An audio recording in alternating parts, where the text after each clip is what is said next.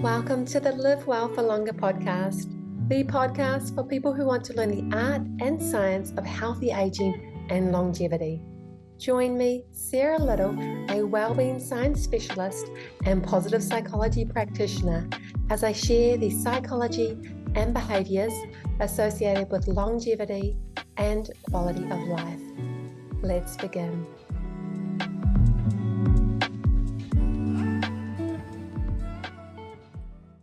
I used to walk along the serene pathway of Lake Tarawera in New Zealand. It's just outside of Rotorua, and it's this beautiful lake. It's majestic. It's so peaceful. And there was a walking trail along there. And I would take this walking trail before I used to go to work, sometimes in the afternoon. I would put on my headphones, very old school, and I would have my CD player in hand. Inside my CD player were CDs by Earl Nightingale, Jim Rohn, Louise Hay, Napoleon Hill, Stuart Wilde, Cheryl Richardson, all of the great classics.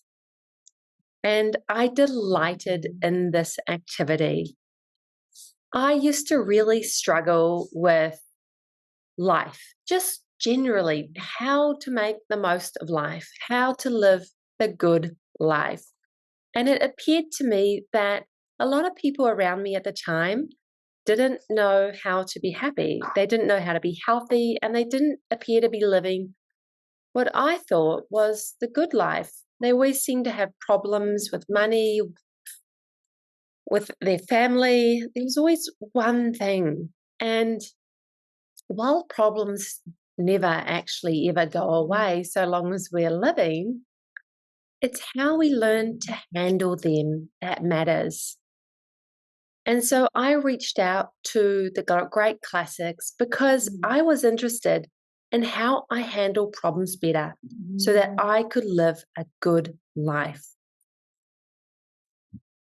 Welcome to this episode of the podcast. I am so delighted you're here. There may be a little bit of noise in the background. That is because I have one sleeping dog, another boisterous dog, and I have a jumping boy playing some Fortnite. So here we are back again. And welcome to the new year. It's lovely to see you. It's lovely to see you. It's lovely to have you here once more. Today we are discussing goals, and you may either love them or hate them. But if you're like me, you probably have a little bit of love-hate happening, because around the new year, there is so much lead up to this. We have to set goals, we have to accomplish something new. And whilst that's all like really great advice, sometimes it can place us in a position where maybe we're not ready to set goals, or maybe goals are not the best thing for us this year. So over the last 20 years, I have been setting goals, and I have been not setting them in the same way, but learning to set them in new and different ways. Because sometimes what works for me one year doesn't work for me another year. And it's really important to realize and to really reflect on what stage of your life are you in. I've had times in my life where I've had health problems, and I haven't been in a goal setting mode of thinking. I haven't really wanted to set goals because my top priority was simply just getting through the day, looking after my physical, mental, and emotional health. And quite honestly, goals would have stressed me out even more. And so sometimes goals are not necessary, and sometimes they are necessary because we're working toward a qualification, or we're working towards getting a job, or saving a certain amount of money. And of course, in these situations, maybe setting goals is appropriate. I do like goals, but not all of the time. I also like intentions. So an intention is a vague sort of goal, I guess. It's something you'd like to happen. It's a very broad statement. It's sort of like an affirmation. And again, intentions have their place. Sometimes they are really useful, and other times they're not so. So, as an example, if I had have set an intention around completing my master's degree, I probably would have not held myself to such a strict regime to complete it. But I broke my master's down into big goals and then small bite-sizable goals and then even smaller daily goals. And so from that standpoint, having goals is important. But intentions can be useful too. They can help us to steer in a certain direction. And so for this year in particular, I will have both goals and intentions just because this is the season of my life. And you have to check in with you to see what season you're in, what is best for you. So goals are there to help your life be better. They're to help you to create a better life. They're not there to stress you out or to diminish your health or your mental well-being as well. They're actually there to help you to thrive, to get to the next level of your life, whether that be in your career, your financial, your relationship, your spiritual, whatever domain. There's so many different domains. And so today we're going to be discussing my top 3 goal setting tips. And I think they're a little bit unconventional because I'm not going to be telling you set a goal, break it down, or set a SMART goal. And these are all well and truly wonderful. And there are so many modes of creating goals out there. There's the SMART goal, there's the SMARTer goal, I think there's Achieve. I've studied so many ways to create goals. And then there's the idea that we have to have affirmations, and that bounces off setting goals. And there's a whole field now around this in the self-help community. Whereas 20 years ago, when I first started, there wasn't actually that much information around, well, not nuanced and detailed information around setting goals. And I think it's a little bit too complicated nowadays because setting goals is really the process. It's not actually the outcome. It is a mode of being. It's like if you're wanting to travel to a different state and you're focused on what car you're going in versus the journey and the destination, right? Goals are your car. It doesn't matter too much, it doesn't matter too much how you go about it, what car you go in, whether it's red or blue, Toyota or Honda. If it gets you to where you're going and you enjoy the journey, that is the main thing. So that's what goal setting is about. It's that transportation, it's that mode of journey to help you get to where you want to go and get there with a very, in a very good state, I should say. So we're going to begin now, and I want to share my first goal setting tip with you. And I learned this, I think I've shared this before actually. I learned this from Dr. Maxwell Maltz. He is one of the great classics. I have spoken about him before. However, it's really important that I share this now because this was one of the things that absolutely changed my life. Focus on who you want to become, not who you are today. And I used to be very scared. I used to be very shy, introverted. And this was before I learned about focusing on who you want to become. And I had just started Toastmasters at the time, and I was learning about Maxwell Maltz's self-image work. And I started to see myself as a confident public speaker, as the person I wanted to become, not as the shy and timid person I was in the moment. And I started to visualize this person and really feel into it.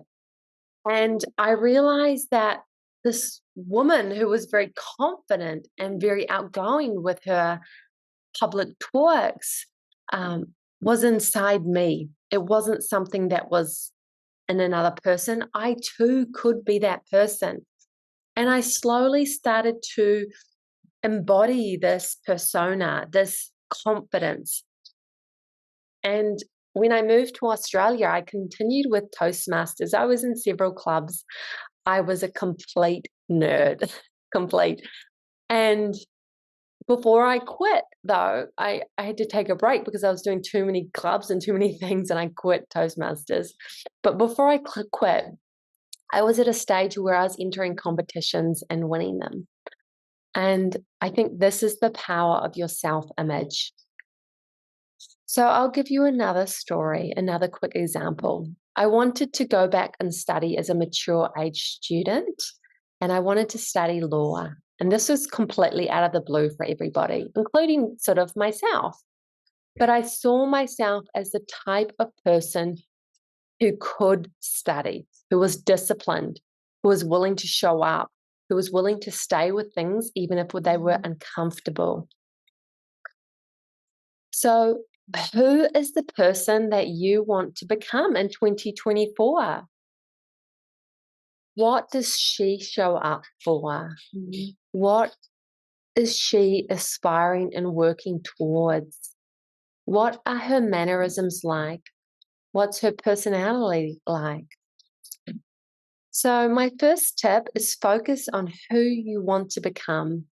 And this will center and will help you to create the foundations of your year. Because when you focus on who you want to become, then you can decide, what are my goals or intentions? What am I working towards? How am I working towards it? What are the little daily actions I'm taking each day? What do I believe about myself? What do I feel on a consistent and daily basis? So this is the foundation of basically how I work my year out. And then from there, I choose a word of the year. And you've probably heard the word of the year. A word of the year is a word, just one word that you're wanting to embody or work towards in your year. So last year, I kind of toyed with several words, but it was kind of the same word. And I wanted to have an extraordinary year or an unforgettable year. And so that was my word of the year. But I've also had years that I've wanted to have, that I've wanted to embody intelligence. So prior to that, my word was intelligent. And it really comes back to who the person is that you're wanting to embody. So who do you want to become? And then if you had to really call out just one word for her or one key trait or one thing that stands out about this woman, what would you say about her? And so for me this year, my word of the year is beauty or beautiful. And I want to embody more beauty in my life. I want to slow down, savor the small moments. And that all comes down to beauty. So my word of the year is beautiful because I want to become a more beautiful person on the inside and on the outside. And I started working toward that already in 2023.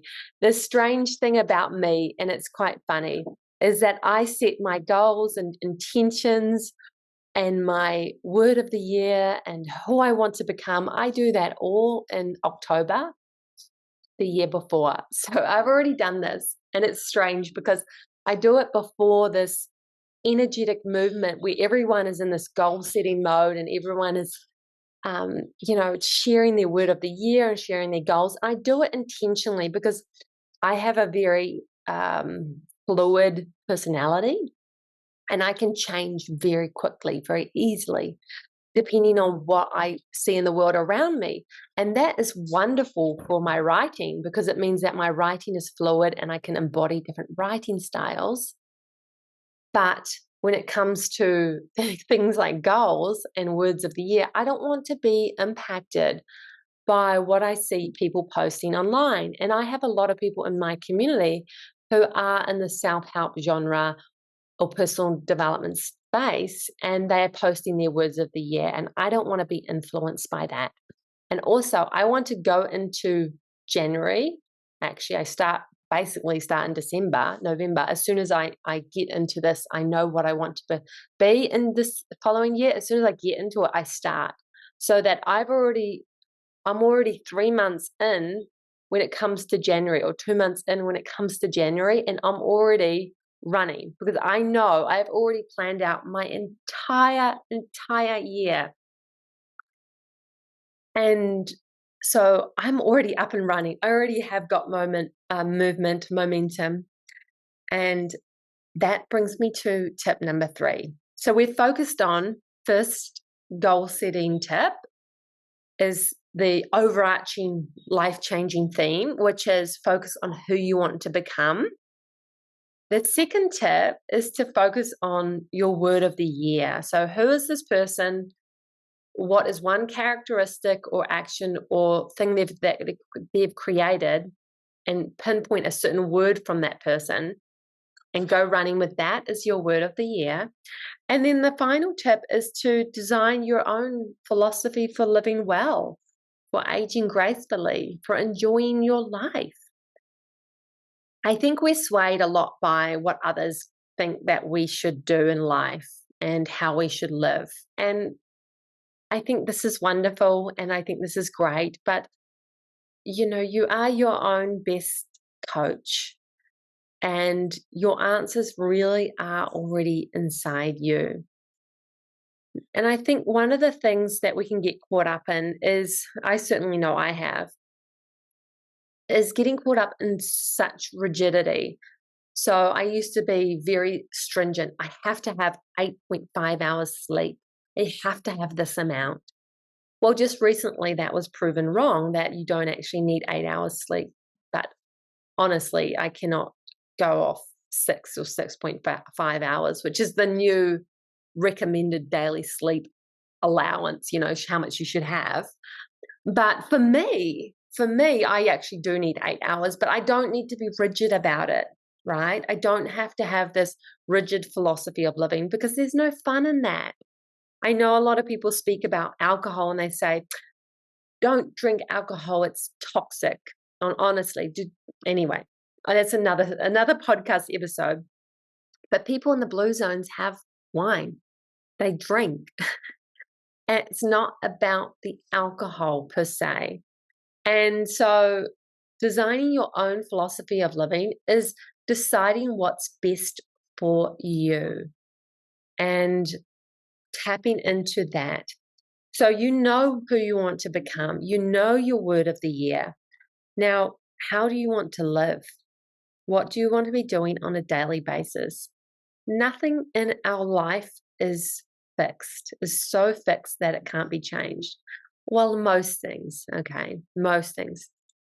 But our DNA, while we have this DNA that we've been gifted, it only expresses itself if it's been triggered. Certain things genes only express themselves if they've been triggered. And more often than not, that trigger comes from the environment. So the environment triggers certain genes. We get to decide through our environment how we want to feel.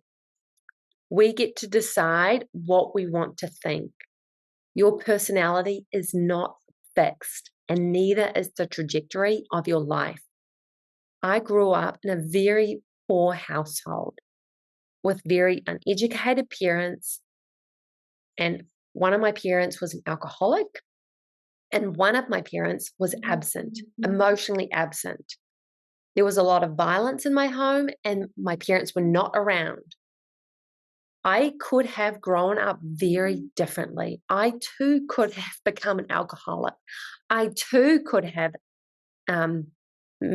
mental health problems that create the problems in my life. I too could be that way, but I chose a different trajectory. I decided enough was enough. Even when I was young, I could see that there was a different way to live, even if I hadn't been exposed to it. You might have this image of this wealthy, beautiful woman in your mind, and you might not have had wealth in your life before, but it doesn't mean it's not possible. It's absolutely possible. So just because you haven't been exposed to the kind of life you want doesn't mean it's not possible. So designing your own philosophy of living. Now, I am going to give you the inside of what I do. And I was like, do I do this? Do I not do this? But I decided that I want to be really transparent and I want to share what works for me. And this works for me. I do this every year. So I have opened Canva, and Canva is a online platform where you can craft whatever document you like. You can create social media posts, you can create projects. They have free templates like monthly goals or weekly cleaning checklists. They've got everything. It's a great platform. It's free. It doesn't cost anything unless you upgrade to the premium. So every year I start with, in October, I create this document. And it's based on the person I want to become, the goals or intentions I have for the year, and the word of the year. So my document is a PDF. It's like a little book. And I do this so that if I want to print it out, I can have it sitting on my desk. And my document in front of me, it has a title page. And in the front center of the title page, it says beautiful. And that is my word of the year. Beautiful. And at the top, it says 2024. And I have images that I love on the front page. I have words I love. I've written calm, nourish, loving, stylish, wealthy, and confident. And I put all the things that I think my ideal self is or doing or is feeling or is surrounded by. And that goes on my cover. And then the next page, it really doesn't matter the order because I often change it around. My next page is my goals for the year. So these are my beautiful goals. And I have them listed. I try not to have too many goals. The problem is we get wrapped up in this idea that we should have 10 different goals for each area of our life. I try to have one or two key goals and then some sort of sub goals, which they're more like intentions. So my goals for this year are bigger goals. And then my intentions are smaller things like I speak fluent Italian. I have a gorgeous wardrobe. I have written my next book, which is a novel / memoir. And so that is my second page, my extraordinary, my beautiful, my nourishing goals. Okay, so, and you don't have to get fancy. I don't think you need to have a SMART goal. I don't think you need to do any of that. Just write them down and put them in the present tense. So your goal could be to have a incredible relationship with your partner, with your spouse, and you want to revive and renew it. And you might have a goal of having an incredible relationship with your spouse. Or you may have a goal to have a business that is serving over 100 people every year. This is your life. You get to design it. So one of my goals is to bring more beauty into my life, and especially into my home space. And that comes down to, changing a little bit my environment, but it also comes down to me having to learn to cook a little bit more. And so when you set these goals, you can then break them down. So if you have a goal to have a business that maybe serves 100, 200 people a year, you can work from the end in mind and go, okay, what has the woman done, my ideal self done, to get to that space? and break it down from the end point. So how did she get to 50 people each year? How did she get to 20 people each year? How did she get 10? How did she get her first client or customer for that year? What were the steps she took to get to that first person, 50th, and so forth? And you can do the same with your relationships, with anything else. So that is one of the things I have on my first pages in my philosophy for living. Well, philosophy for living the good life, really. And then I have some things that I want to be reminded by. So I have writing tips for my ideal self, my ideal writer self. And I'd love to be that writer that's disciplined and writing every day. And I've had those moments in my life, but I need reminders, I need tips. So I have tips on here as well, things to remind me about how to write well. And then I've also broken down my goals. And I think I have the tips at the top, my writing tips, but they should be further down. But that's because I'm writing at the moment. So then I have broken down my writing goals, my goals for the year. And that was what I was telling you. So you have your big goals and then you have your smaller goals. So you work backwards, right? So some of mine, because mine is to create like a beautiful life, and I want to have a very beautiful environment. I want to be surrounded by beautiful things. So my sub goals, I broke them down, and that was learning how to cook, having a monthly sauna. It was deleting items from my email. I get way too many emails, don't we all? Having regular date nights, having family rituals. So I started to break my goals down. Now, if I wanted with these types of goals, some of them I could already tick off, and I've already done that with some of them because I've ticked them off. Well, such as monthly sauna, I can go ahead and call or book online the spa to have my sauna in, and I can already tick that off and put it in my diary, right? And then mastering my inbox, I can schedule that in my diary. Every day at 8 a.m., I'm going to delete the emails from my inbox or respond to emails. And the same, I have regular money dates with my partner, and that's every Monday. And that, again, it's already there. I already know what I'm doing every Monday. I'm scheduling it in. So we have the big goals, we have the small goals, and then we have the items from the small goals that you can schedule into your diary, into your calendar. I know it sounds like a lot.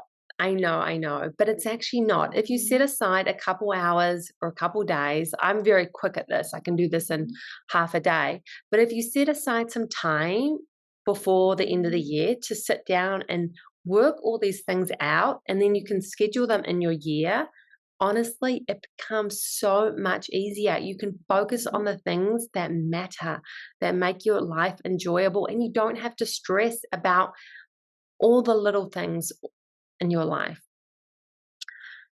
So, yes, so that's a little bit about what's in my philosophy for living. And I also have other things such as habits. So things that habits I want to master. So obviously writing is a habit that I want to master. Having a podcast was a habit that I wanted to master, to be able to record my podcast every week, regardless of my circumstances, regardless of whether things are great or not great. I love James Clear, the author of Atomic Habits. He talks about not creating habits that you can do on your best day, but creating habits that you can do even on your worst day. And I think this is a really important point, is that we create goals and intentions that we can do on our best days, but can you do them on your worst days? And so when it comes to doing them on your worst days, if you schedule them already in place, like scheduling your appointments and scheduling your writing sessions or your dates, whatever it might be, you're taking some of that guesswork out of it. And then all you need to do is show up for these appointments, show up for your life that you're creating, this beautiful life. And then I've also got things like standards. And standards are a little bit different. They're things like standards I'm holding myself to, right? The things that I'm going to create boundaries around, and I'm going to ensure I live up to these standards. And then I've got things such as themes of the month. And this is a really, I will tell you, this document is 35 pages. It's not small, but this is me. This is how I work. I love to plan. I'm a planner. I love to prepare. This helps me to look after my health, my well-being, and to prioritize the things that are important. So the themes by month for me, I basically work a little bit backwards of what's the most important things. And so for November of 2023, I had finances because I knew I'd be going on a holiday in January. And then I also had sleep because my sleep had taken a little bit of a dive. And then December, I have declutter, be organized and punctual, because I realized that I was getting a little bit disorganized. So this is my themes by the month. And this helps me if I'm like, oh my God, I've got a few goals and I'm already working towards them, or I'm not working towards them and I'm just not feeling it. Where do I go? I go to my themes because my themes keep me on track. They are pointed towards my smaller goals. They are pointed towards my habits, the things I want to develop. So December was declutter, and then January is art. It's writer's routine and museums and galleries and so forth. And so I have the themes by month for my life, but then I also have the themes by month and by week for my podcast. So I did this for my podcast as well, so that I could take the guesswork out of showing up, and that it meant that even on my worst days, I had direction. I knew what I was going to do. So I have everything in this book, from money to affirmations to the woman I want to become. I write it all in there. And I was reading this book. I just finished it. It was called La Bella Figura. And it's an Italian book. I think she's American Italian, actually. And it was beautiful. And at the end, she talked about her ideal self, who she wanted to become. And I just thought it was who she wanted to become was beautiful. And I thought that was gorgeous. And this is basically what your philosophy of living is for. It's to help you to reaffirm who you want to become, what you want to have in your life, what are your values, what are your goals, what are your beliefs, what are you showing up for. And so that is that document. Yeah. So I hope you enjoyed that. I think that was a lot to take in, especially if you are not familiar with creating goals and things like that. But it really does break things down, and it makes things easier for you. And I think this is partly what living a good life is for most people. It's not being too stressed with the wrong things all the time, and creating goals or intentions that are very thoughtful, very well planned, and that are scheduled in your calendar, and you know what you're showing up for, really takes the guesswork. It takes the stress out of achieving your goals. And it makes life so much more enjoyable and fun, because you also have things to look forward to, things to grow toward, work toward. Okay, I hope you enjoyed this episode. If you did, please let me know by leaving a comment. It was a very personal episode, this one. And yeah, I think we'll leave it at that. If you want to learn more about me, you can come over to my Instagram at Sarah Marie Little. I had a few people reach out and say, what happened to your website? I used to have a personal website, which was sarahmarielittle.com, but I'm focusing less on my personal work, and I'm focusing more on my writing and on building up the Positive Aging Institute, and just building resources to help you live your best life, to help you live well and for longer. So help you live a quality life. And I'm going to be talking about quality swaps in a coming podcast, because often we think, oh, I have to have a certain amount of money until I can live this way. But that's simply not the case. You can have your dream life today. And Rami Sameh, sorry, I've completely butchered his name. I'm so sorry. Rami Sethi, I think it is. Sorry if I'm saying it wrong. I'm so sorry. He first had a book. I came across him about 10 years ago, I think. Yes, 10 years ago. And he had the book, Something Rich Life. And then he had a show. He's really taken off. He's got a show on Netflix. And he also speaks a little bit about that, about you should put your money where what the things you value are. And this is what goals help us do. They help us to make intentional decisions about where we put our time and our money and where we put our decisions, what we decide to do with our time and money. And I think this is one of the most important things about focusing on who you want to become. It helps you to see what decisions you need to make. It helps you to realize what you should be valuing, where you should be putting your effort and intentions and time and money, etc. So go out, create your beautiful philosophy of living on Canva and send me a DM on Instagram so I can have a look and celebrate with you. I think it's fabulous. It's a very beautiful, fun, arty thing to do. And keep me posted. Leave a review if you enjoyed this episode, and I will see you next week. Next week, I am going to be in the Gold Coast, and I'll be recording that from there. And I can't wait to see you then. Enjoy this day. As we conclude this Live Well for Longer podcast episode, we sincerely appreciate your presence on this journey. Your support fuels our mission, so remember to subscribe and leave your thoughts. And if you'd like to download a positive aging manifesto with 7 traits to age healthy and happy, then visit positiveaginginstitute.com/manifesto. Until next time, live a connected and kinetic life.